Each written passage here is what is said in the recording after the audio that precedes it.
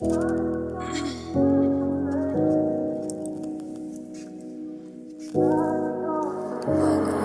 the talent now compared to when we were in school? Overall, it's better. I think the youth coaches are really teaching the right things and putting the time and development into it rather than considering just winning. Hard nights in the trap, I got paid for this. Lost friends, I lost love, had to pay for this. Now that rollie match the pain, I got change to fix. I done seen the trenches break the real ones apart. You can't fake the struggle when it's written on your heart. I done made it out the dirt, now I play it smart. Not the ones who doubted me, tryna play their part. Told my cousin don't fall, we gon' shine in a minute. Keep them leeches off your plate, they ain't grind just to get it. I was broke, now I'm up, ain't no time to be timid. I done stand 10 toes, even life tried to bend it. If I die today, just know I gave it all. Took some losses and I still stand tall. Pain taught me lessons that the streets could never teach. Now I'm counting on my blessings, I'm the one that they can't reach. I done came from the bottom, I was made for this. Hard nights in the trap, I got paid for this. Lost friends, I lost love, had to pray for this. Now that really matched the Talk pain. about like how this all started. I know we went to the same college. We played on the same rugby team. Did you play basketball in college? I don't think I really asked you about like your story. Of course, played at Springfield College for a year. Then I transferred to LaSalle, and then from LaSalle, I played 3 years there. I still had another year of eligibility, but I decided to play rugby. I was like, living. I can't remember that dorm room anymore. Rockwell. I was living in Rockwell, and everyone was having practice. Then this is before you came to the school. And I was like, I called everyone soft, and they said I was soft. So I was like, okay. Went out there, and they were like very impressed with my speed and power, and I was like, why not? Why not give it a try? I stopped playing basketball and then obviously played 2 years of college rugby right after that. Got you into wanting to like coach and like develop guys? Constantly focused on, you know, getting better in the sport that I was participating in college. Wanted to be the best, constantly working out, constantly wanting to like get extra skills in. Um, but when it was all said and done and I wasn't in school anymore, I'm like, got a corporate job and my personality shifted and didn't really know who I was anymore. It's like it's very common when people graduate no responsibilities to endless responsibilities. That's how I felt, and I didn't felt like I was myself. I felt like I was getting away from the game. I became more of a spectator on TV than anything else. And that's not who I am. I like to be there. I like to sit. I like to feel the energy, and I was away from it for God knows what, like I'll say 7 years. Once I graduated college, right? That was the last time I ever laced up any sneakers. I was working out, religiously. And I'm like, I got the opportunity in 2018 to coach an AAU team. And honestly, when I said yes, I kept questioning. I was like, do I have time for this? Long story short, the first practice, it just brought me back to like the first days of going back, playing basketball, lacing up my sneakers. The kids were awesome to be around, and like networking with parents. And then COVID hit. Obviously, everything shut down and been away. And then during COVID, it was the opportunity where I had time to really like, okay, the whole world is shut down, but what exactly do I really want to do in my life moving forward? Do I want to go back to work or do I want to start helping kids? Like with training. I went to a whole bunch of games before COVID in my area. I live in Seekonk, and the competitive sports was like down here. And I'm like, I'm telling myself for a year or two, like there's a huge need here. There's a huge need because you have kids that want to learn.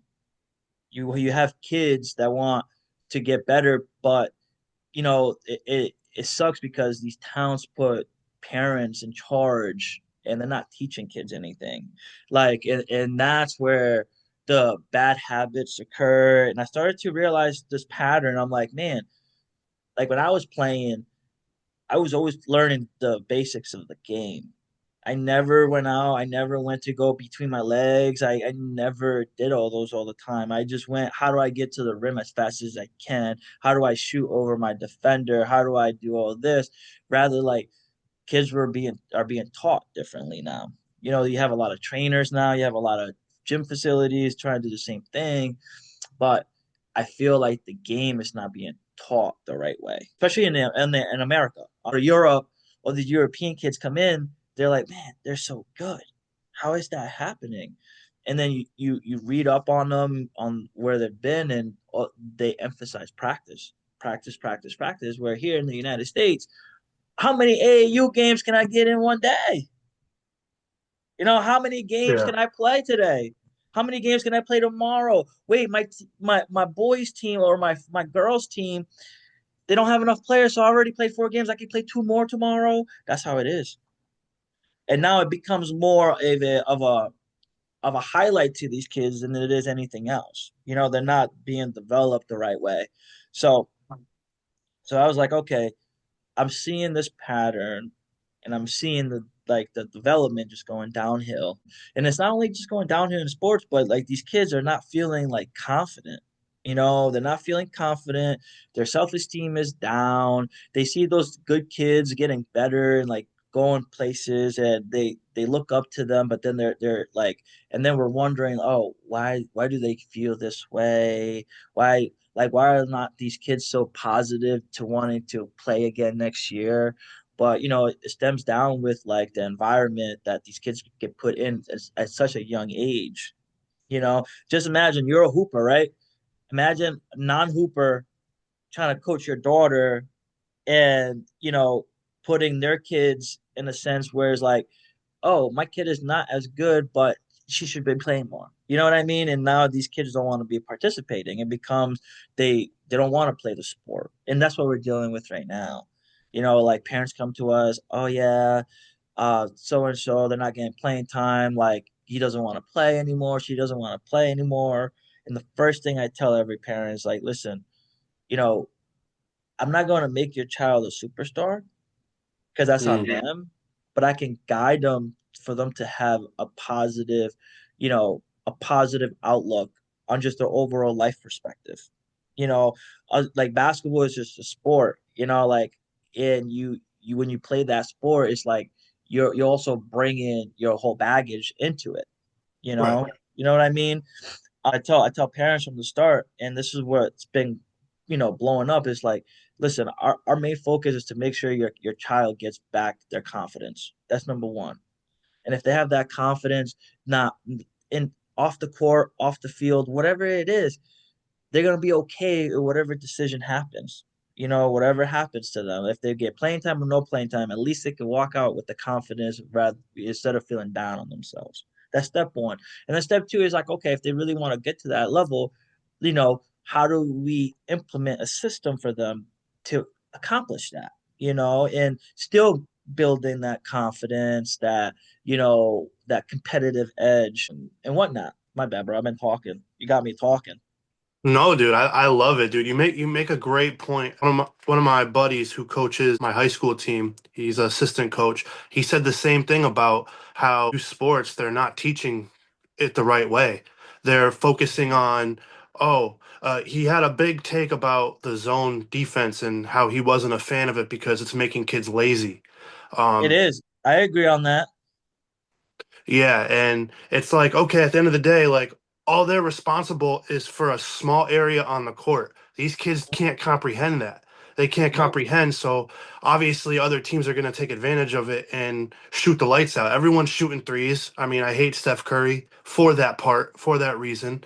We're Hmm. taking we're glorifying the three-point shot and we're just coming down and we're not even passing the ball. We're not even looking to make a pass.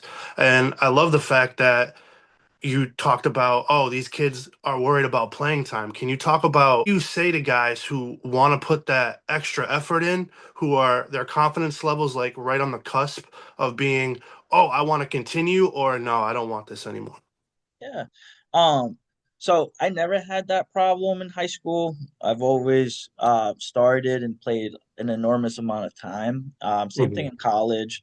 But what I did notice from experience is I did feel some type of way every time I wasn't playing it enough, or I felt like I didn't start because of this. But what looking back and what I learned is it doesn't hurt to ask your coaches, like, how can I get more playing time on the court? What is it that you need to see from me in practice?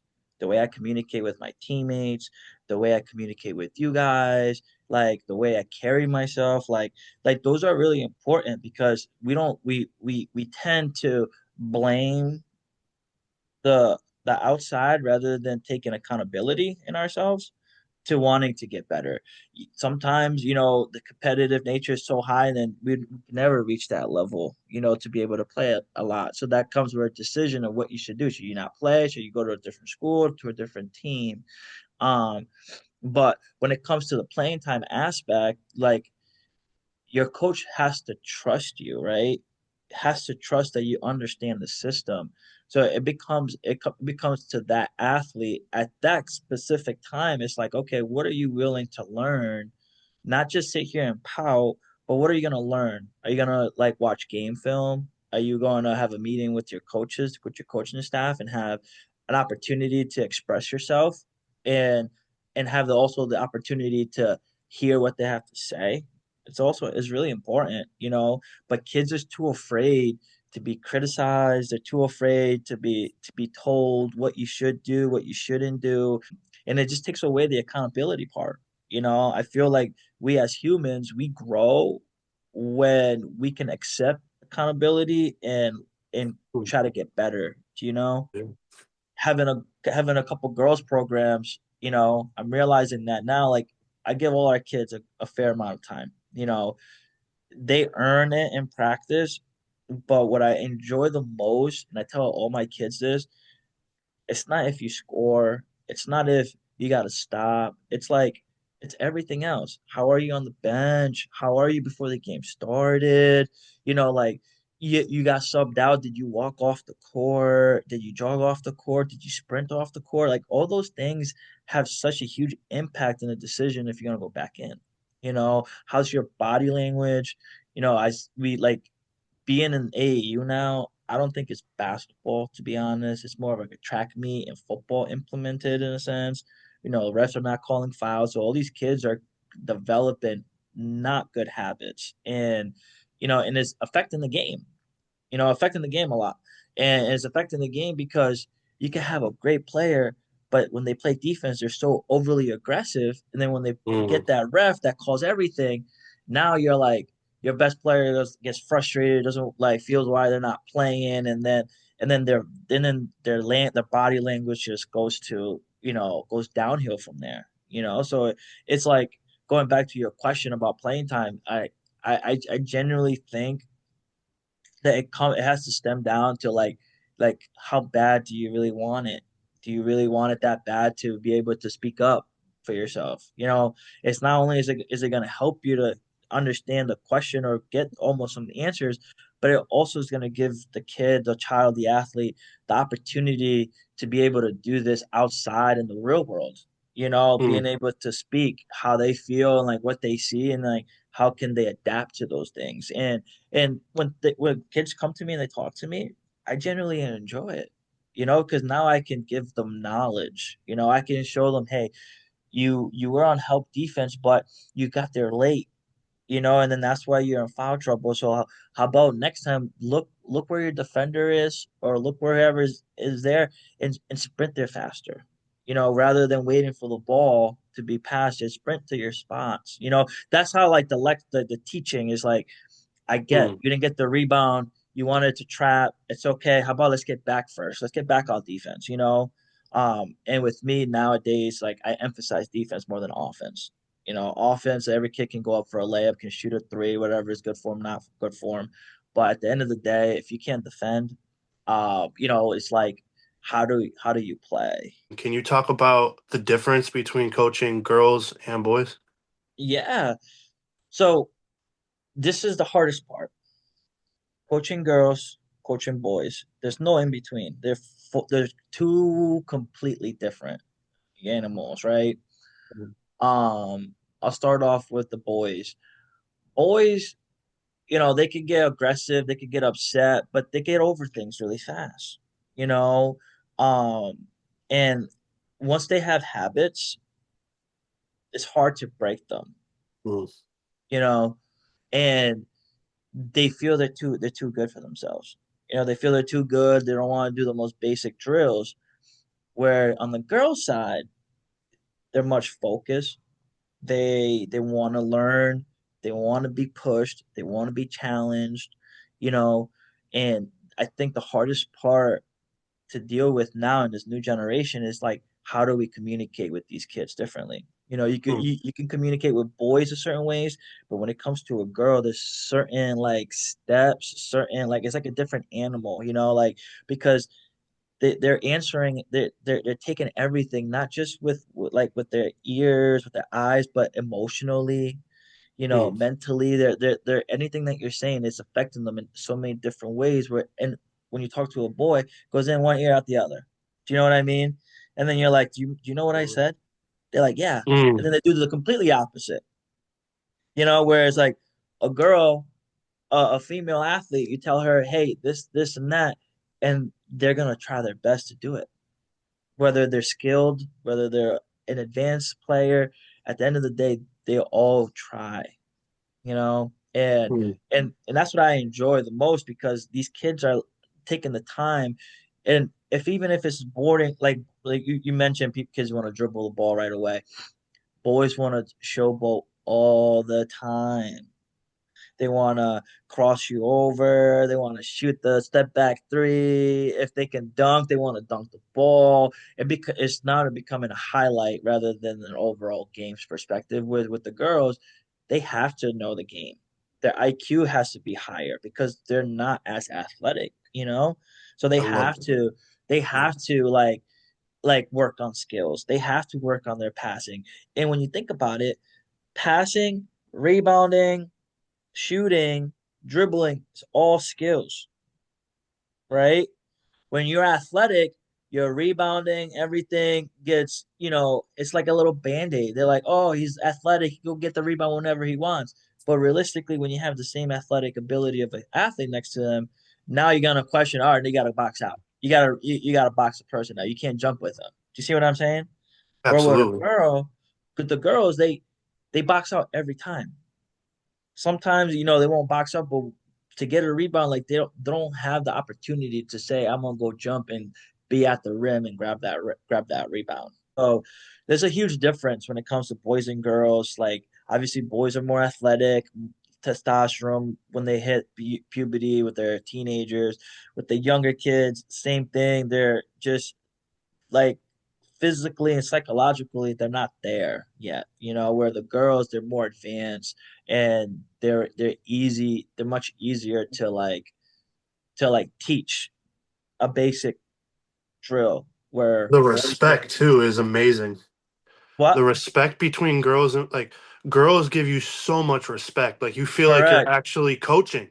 Yeah, Like exactly. and they pick up on things right away. They're like, "Coach, you wanted me here, right? So do I flash to the middle on this?" It's like their level, like you just said, like their level of attention to detail has to be on point because, like you just said, they don't have the athleticism.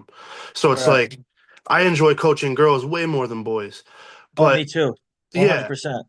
how young do you cater to So basketball? right now, the youngest athlete that comes into our gym for basketball, she is 5 years old, turning 6. So you know what we teach at that level? We don't teach ball handling right away. We teach when you catch it, what's the first thing you want to do when you catch the ball? Hands, knowing that you're ready, right?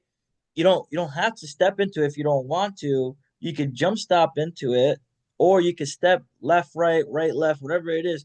But when you catch it, we tell it every kid, and parents are like, "Wow." I'm sitting here, I'm like, when you're in a game and you're trying to get a quality shot and you're trying to like run your sets, you can't just catch the ball and put it on the floor. You can't just catch the ball and stand tall. You can't just catch the ball and shoot the ball right away. No, you got to catch the ball with a good foundation, and foundation is called triple threat. I call it what triple threat is. So that's where we teach every kid first. I was like, I don't care if you're in high school, but we're still starting a triple threat because you're not doing it. And that little move right there is gonna go a long way when you master it, when you catch the ball in triple threat at every single time. You know, these like you said, like these kids they follow the NBA, which is like by all means it's great, it's entertainment. It's not really basketball anymore. It's entertainment. I tell all my kids now, watch college basketball. They're like, why? Watch college basketball because it's designated is designed for you to understand how the game is being run. I was like, because in a college setting, in a high school setting, in a middle school setting, every single person on that court has a role, right? In the NBA, you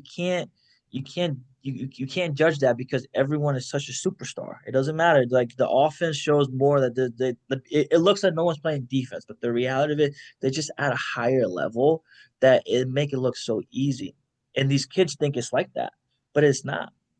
So when you talk about Stephen Curry, this is the number one thing I emphasize. Every kid that shoots a three for their first shot before the workout start, they have to do 12 burpees. Do you know what I mean? And it's just Okay. because Yeah. creating those habits is like that's a bad habit to have, you know? And but they want to shoot threes, like you say. And Mm. to break that, it's gonna require that kid to understand what steps he should do before he steps out there. You know, like people say I'm fundamental, but the reality of it, I played college basketball, understanding the fundamentals.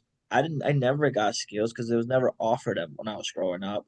Strength training a little bit when I was a senior in high school, but these kids are so spoiled now. They're getting Mm. trained at such a young age, but like I said, there's so many trainers in there. They want to teach the between, behind, sidestep, double behind, between, behind, with like a snatch back. And yeah, sure, you could teach that to these kids, but when you go watch them in the game, like no kid ever catches the ball in triple threat. No kid does a V cut.